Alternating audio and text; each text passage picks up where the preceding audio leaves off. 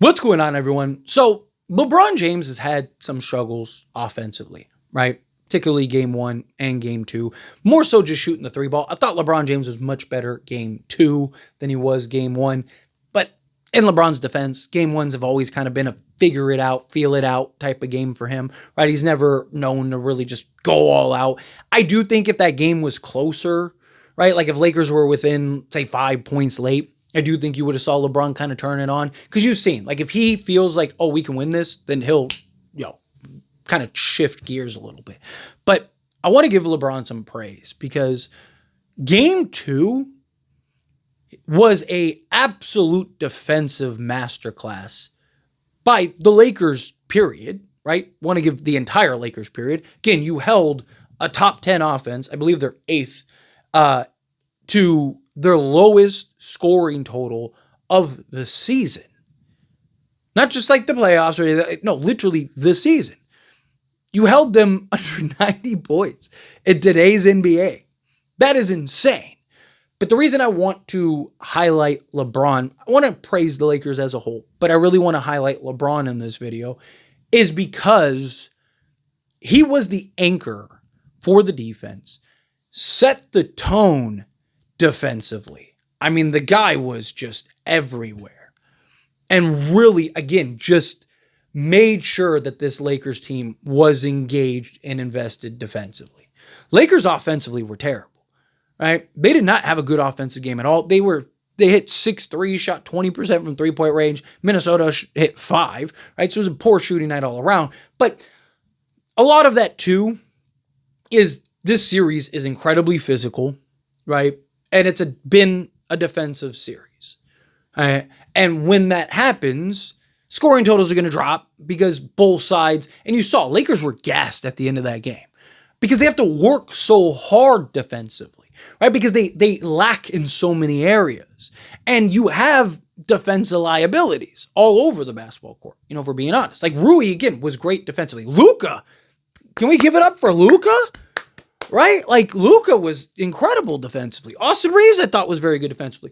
But they're not these, like, super gifted physical specimens that are just, effortlessly on defense. Right? They have to work extra hard, which kind of wears them down on the defensive side. And then you add in LeBron James, who literally was anchoring the defense and was the anchor of the defense. And you look at him, and it's like he's age 40, year 22.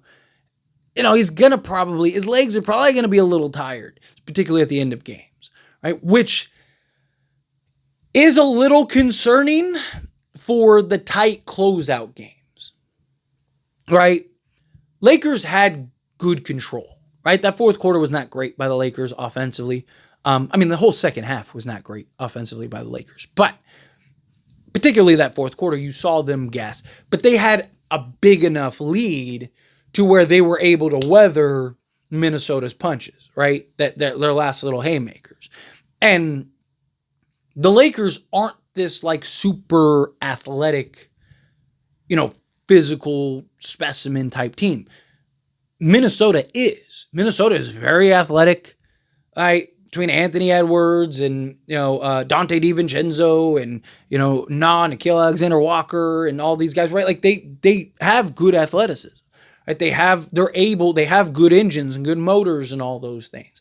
Lakers, Austin Reeves isn't this like hyper athlete. Luke isn't this hyper athlete. Like the most athletic guy on the basketball court is like LeBron James at age 40, right? Jackson Hayes, I think, has an argument for that too, particularly in the starting unit, but he's only going to play 9 minutes a game because he's a liability out there, right? So, Jared Vanderbilt definitely can give you that athleticism. Same thing with Dorian Finney-Smith. But outside of that, it's like, even Gabe Vincent's not like super hyper athletic, right? Like, so Lakers have to work so hard defensively and have to, essentially overcompensate on the defensive end because they have so many holes and flaws and liabilities on the defensive end that everyone has to work as hard. And then you're asking them to now go and pivot and drop 120 points. It's tiring.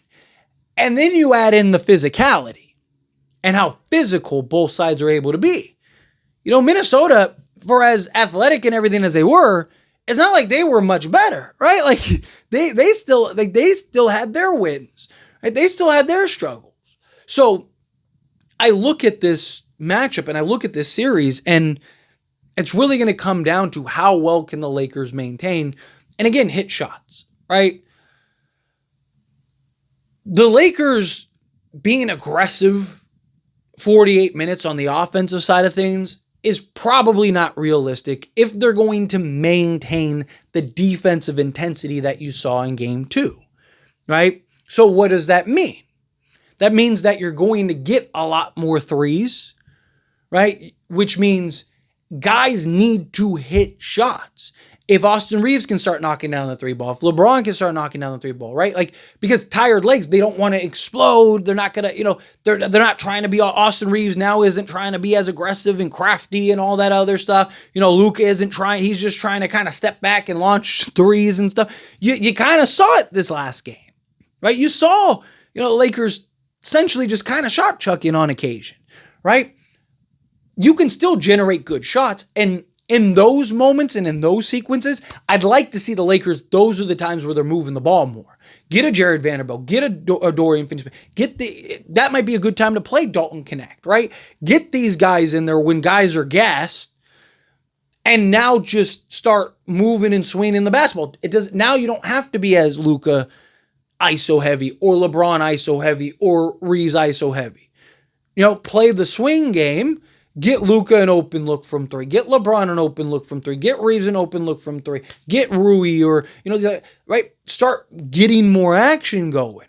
Start getting more movement going. Bring in some injection of fresher legs that haven't played 40 minutes of just like grueling, intense, physical playoff basketball, right? Like, I'm hoping that as this series progresses, you'll start to see those shifts and those changes throughout the course of this series. And also, I think this is one of the more likely, the most physical matchup the Lakers will play. Right? Like, don't get me wrong, like OKC can be physical and match up, but they're not as big, right? Particularly on the interior. Right? Like, Boston can be physical, don't get me wrong. Like, Boston can kind of get in the teeth. Like, again, they're a matchup that I do have some concerns with. But Minnesota, like, the reason teams had, like, even Denver had such a tough time with them is because they are so physical. They are so imposing on the interior, right? You saw game 1 Lakers overcompensate on the defensive side, particularly protecting the paint and not closing out as hard on shooters. Where game 2, you saw the adjustment to where they really closed hard and really hit hard on shooters, really closed that gap, right? So I don't think the Lakers are going to have especially in the second round, because look, Houston's not as physical and the Warriors are not as physical, right? So at least round 2 won't be as physical as this round. And so Lakers, to me, just kind of have to navigate and get through this. Like, can you bring the defensive intensity? Not saying that I want the Lakers to lax at it. Like, okay, we're playing the Warriors now. Now you don't have to be as, defensive, but it's just a different type of defense, right? Now it's not as physical, it's not as much as banging around, which was my concern in the Minnesota series, right? It's one of the things that I talked about very heavily. I didn't really want to play Minnesota in the first round because I was worried that the Lakers were going to get so banged up, right? And you're saying that.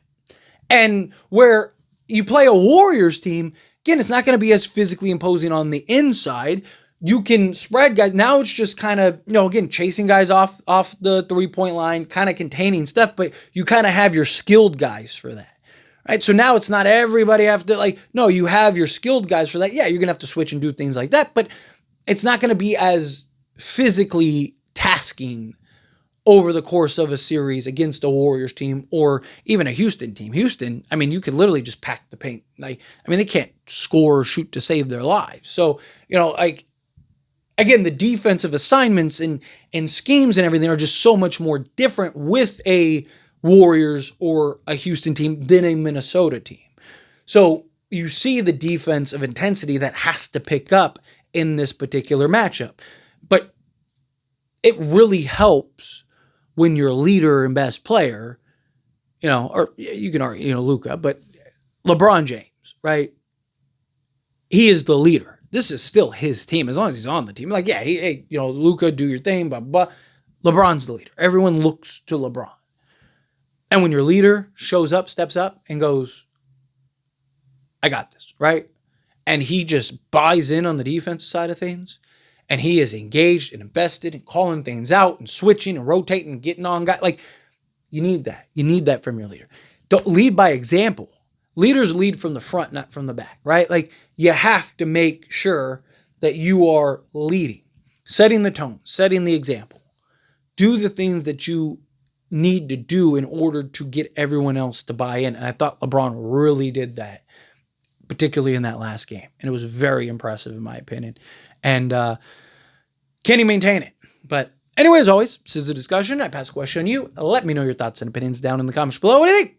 What are your thoughts? Do you agree with me? Disagree with me? Mixed in the middle? Either way, love to hear it down in the comments. That being said, if you haven't liked this video, hit that like button. Helps me out. So we enjoy these types of videos, and I truly appreciate it. Now subscribe to the channel, hit that subscribe button, turn on the bell notifications. Appreciate y'all. See you in the next one.